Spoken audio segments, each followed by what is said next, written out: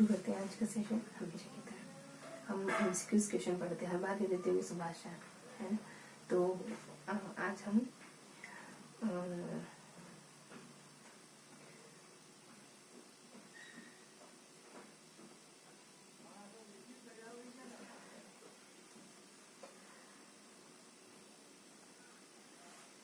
राजा के दरबार में आकर किसी ने कहानी कविता सुनी, राजा को बहुत पसंद आई।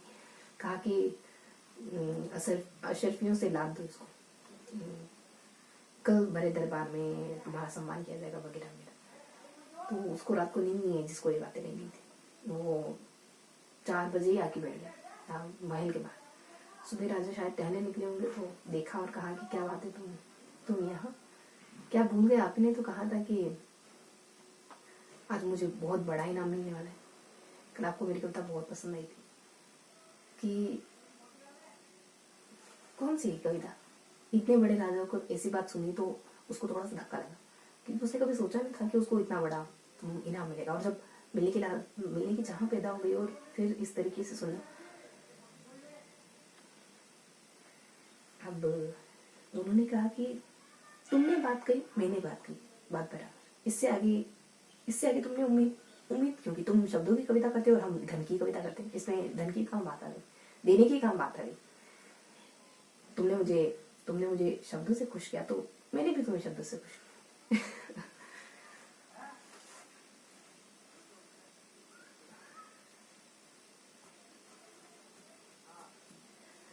मटेरियल यहाँ क्या, बस एक बात है कि मटेरियल चीज तो खुशी देती है, विचार भी खुशी देते हैं ना।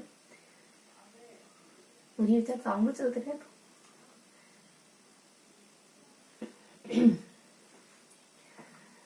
उसको पता तो ना था कि कल देगी कि नहीं देगी, लेकिन कल का उसका दिन कितनी खुशी में बीता, है ना। तो मिलते हैं इनके कुछ देर बाद।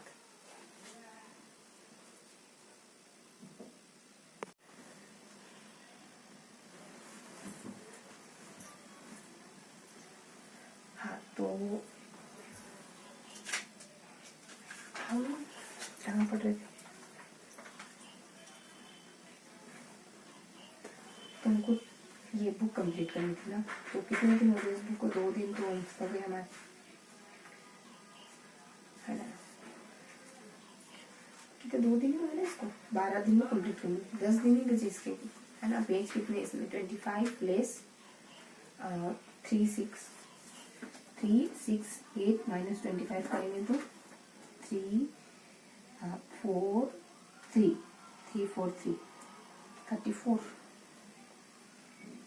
एक सेशन में 6 पेज करते हैं, हो जाएंगे, है ना। लमसम तो 6 पेज करते हैं, ये बुक कंप्लीट हो जाएगी। इतने 12 दिन पड़े, है ना। 2 दिन हो गए, तो तीसरा दिन है अपने बुक का, है ना।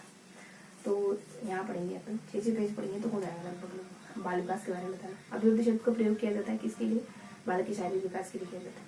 फिर एक की विकास में वृद्धि है, क्या है? दोनों एक दूसरे के पूरक है। फिर एक की मात्रात्मक व्यक्तिगत क्षमता रूपी प्रक्रिया को कहा जाता है, क्या कहा जाता है? वृद्धि। मात्रात्मक क्षमता वाली प्रक्रिया को वृद्धि कहते हैं। फिर परिपक्वता की विशेषता क्या है? सब है परिपक्वता की विशेषता। एक स्वचालित प्रक्रिया है परिपक्वता, एक वृद्धि की पूर्णता है, अधिगम का आधार है, ये सब है परिपक्वता। और फिर तब होता है या होती है जब परिपक्वता और अनुभव के कारण मनुष्य में क्रमबद्ध और प्रगतिशील परिवर्तन होते हैं। तो इसका आंसर क्या है? विकास, है ना। तो विकास तब होता है या होती है जब परिपक्वता और अनुभव के कारण मनुष्य में क्रमबद्ध और प्रगतिशील परिवर्तन। फिर परिपक्वता जिसका दूसरा नाम है, तो इसके लिए क्या है? परिपक्वता जिसका दूसरा नाम है, तो क्षमता के विकास का दूसरा नाम है। क्षमता के विकास का दूसरा नाम है, तो ये है अपने परिपक्वता का दूसरा नाम है। फिर एक विकास का समझ में कौन सा कदम सकते हैं? तो 34 है ना। तो एक आइडिया ने अपन तो 5 दिन में इतनी, है ना, नहीं इसके 5 हिस्से करे तो 2 3 4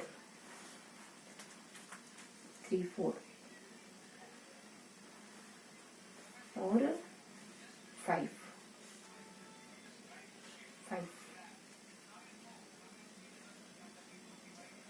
एक दिन में इतने पेज होने अपने पास, इतने पेज। तब जाके ये किताब पूरी होगी।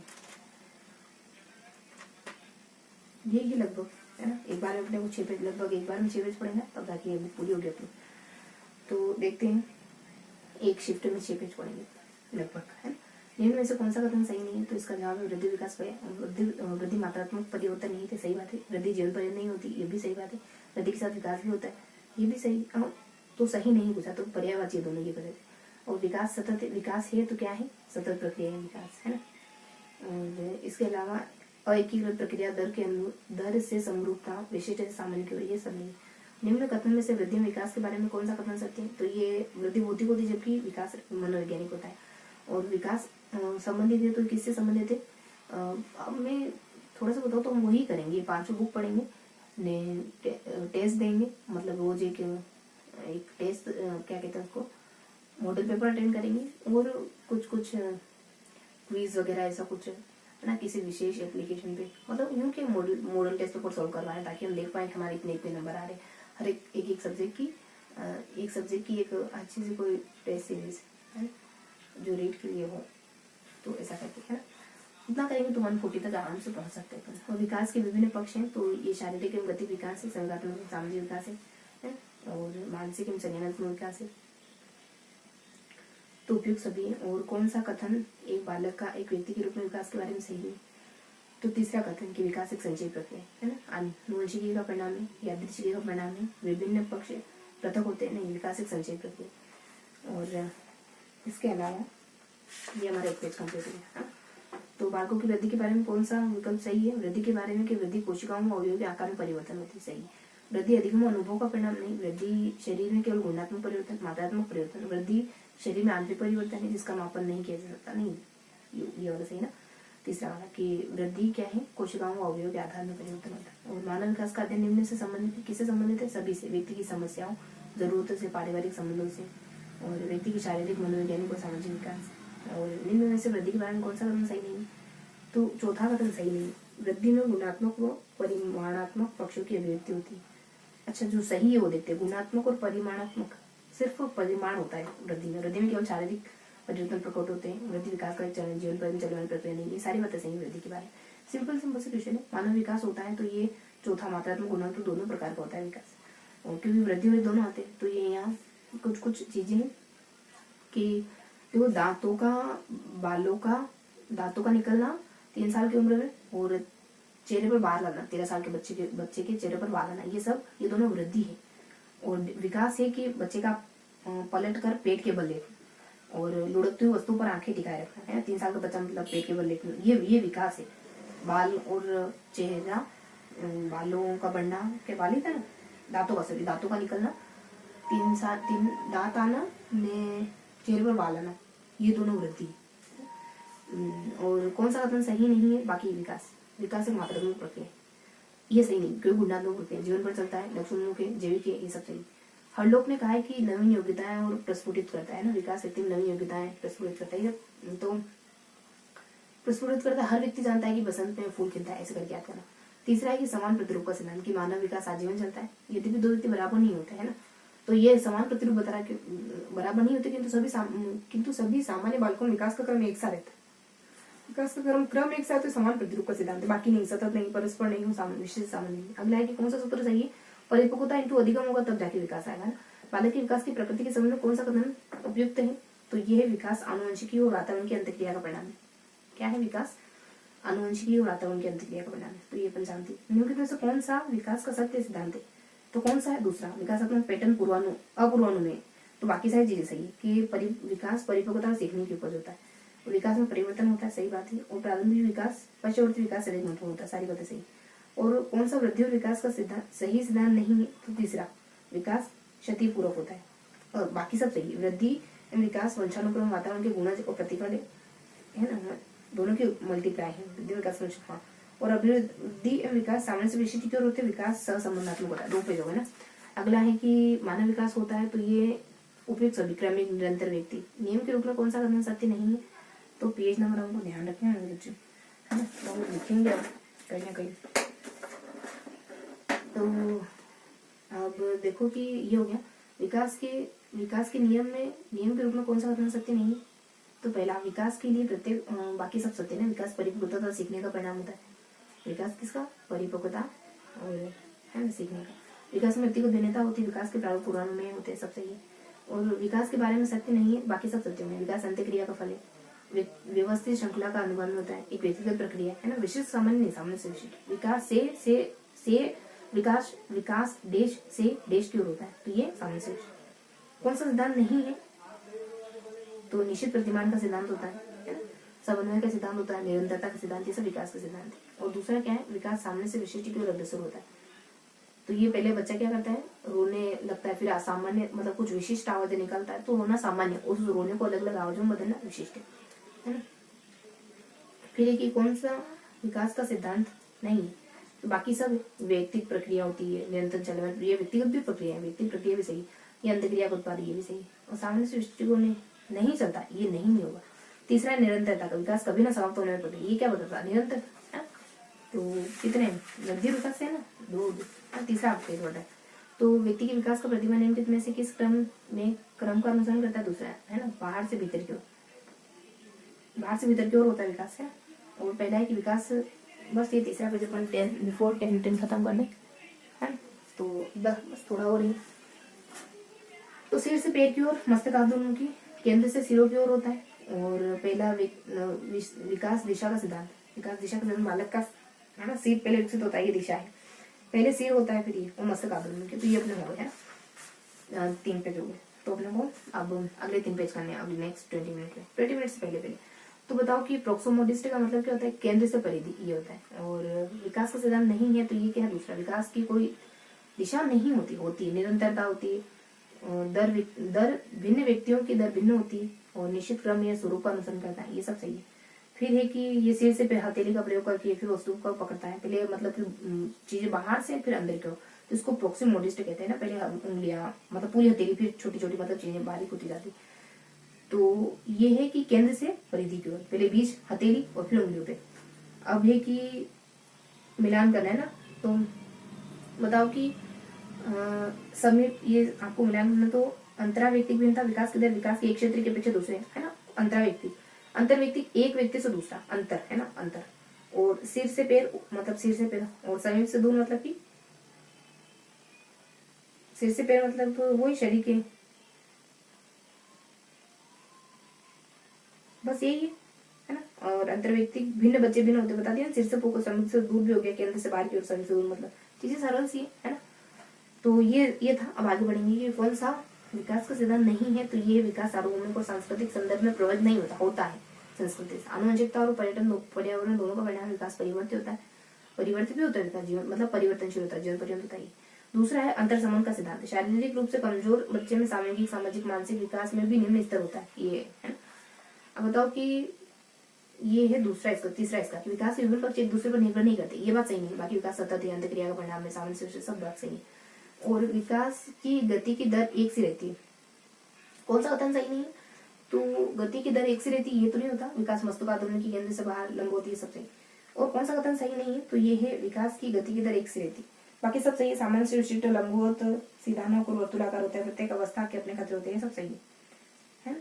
और कौन सा विकास का सामान्य सिद्धांत नहीं?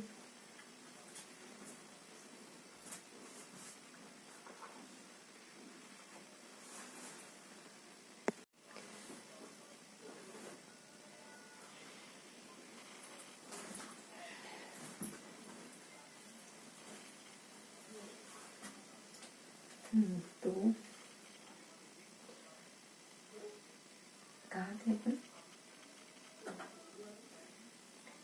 तो हम पढ़ रहे थे ठंड वो होते हैं स्वेटर पहना। तो शुरू करते ना। हम पढ़ रहे थे कि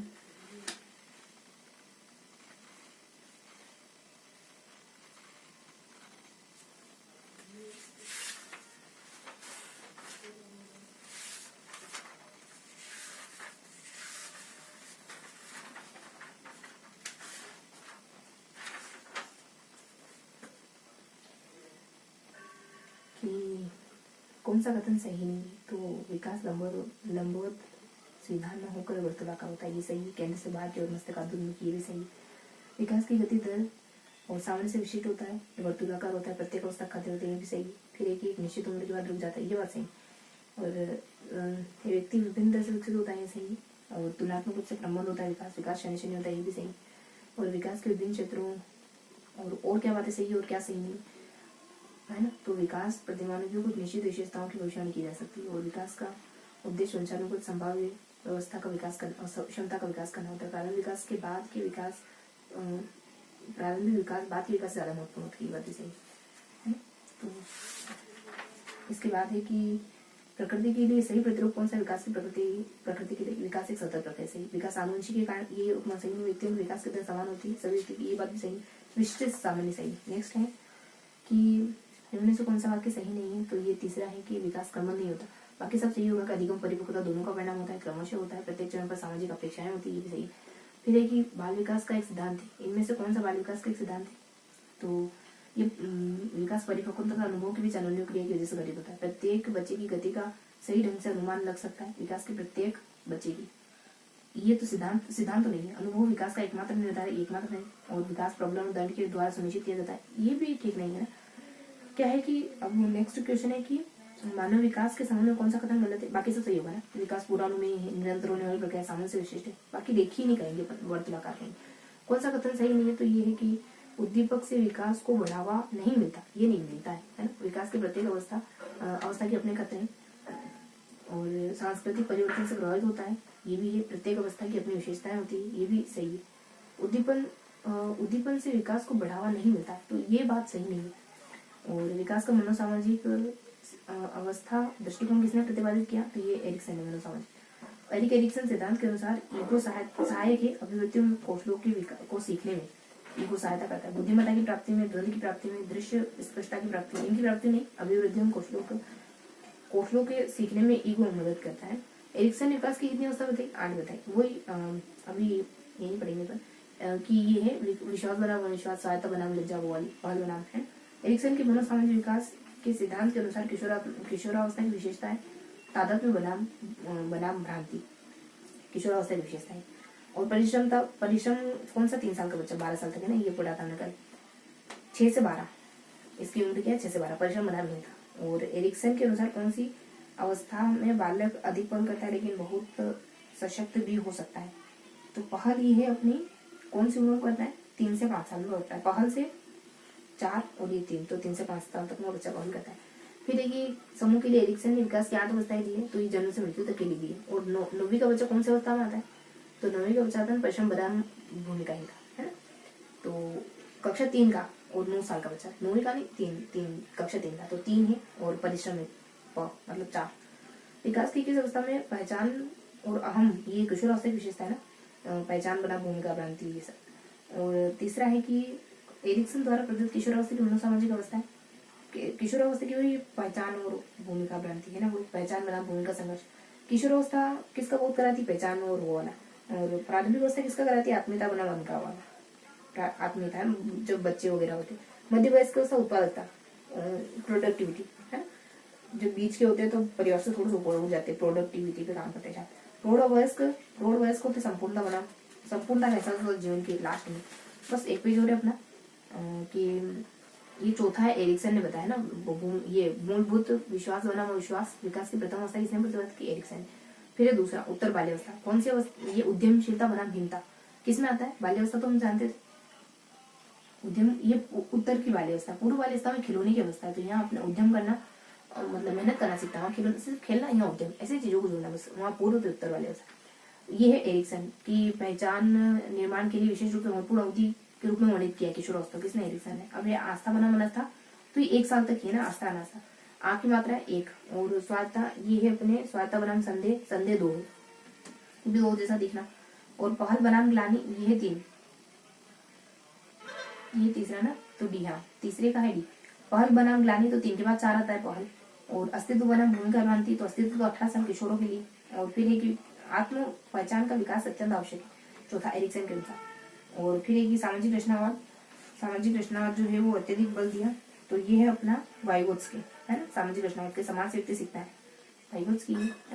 और हाँ, फिर है किसके फॉलोइंग में से कि संज्ञानात्मक विकास के सिद्धांत संबंधित है, तो तीसरा वाइगोत्स्की है। तो इसके फोल्डिंग किससे संबंधित है? वाइगोत्स्की से। वाइगोत्स्की कहते हैं व्यक्ति समाज से सीखता है, वायरा समाज में चलता है, हवा चली, मान लो समाज में ऐसी लहर चली, पहल उठी इस समाज में।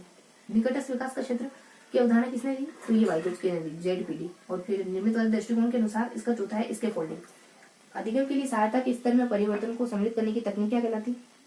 वो इसके फोल्डिंग कहलाती है ना। तो तकनीक जो है वो मतलब समुपस्थ विकास का क्षेत्र भी हो सकता है, ZPD भी हो सकता है, थोड़ा सा ये तकनीक इसके फोल्डिंग है। फिर अगला ध्यान रखेंगे कौन से उपकरण एक व्यक्ति के संज्ञानात्मक विकास में सहायता प्रदान करते हैं? तो सामाजिक और सांस्कृतिक उपकरण, वाइगोत्स्की के अनुसार। मनोविज्ञान ने संज्ञानात्मक विकास में समाज और संस्कृति की महत्ता पर बल दिया। कौन है ये? वाइगोत्स्की। फिर दूसरा लेव वाइगोत्स्की, किसके मत के अनुसार ज्ञान की रचना में सामाजिक अंतर की भूमिका महत्वपूर्ण? वाइगोत्स्की जी। विद्यार्थियों को अधिगम और समस्या समाधान हेतु दी जाने वाली सहायता कहलाती है इसके